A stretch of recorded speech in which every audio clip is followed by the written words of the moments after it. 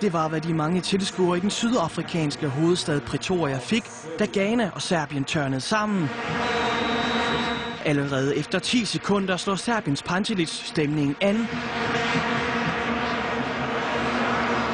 Og blot 2 minutter senere er det Anthony Annan, der i den anden ende forsøger sig udefra.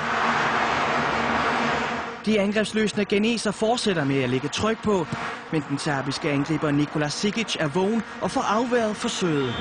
Desværre for kampen dør halvlejen derefter lidt ud. Kolarovs forsøg på frispark er den sidste gode mulighed inden pausen. I anden halvleg kommer der til gengæld gang i både spillere og tilskuere igen. Især ghaneserne får spillet til at flyde. Kevin Boateng med kampens hidtil største chance. Der skal dog lidt serbisk hjælp til, før der for alvor kommer gang i løjerne. Lukovic dummer sig og får sit andet gule kort. Og da Kuzmanovic giver en hjælpende hånd, får ghaneserne den største chance af dem alle. Den takker Asamoah Gyan for og scorer på dette VM's første straffespark. Og så gør det ikke så meget, at Gyan få minutter senere misbruger en kæmpe mulighed. Ghana vinder kampen og er dermed det første afrikanske hold, der vinder en VM-kamp på afrikansk jord.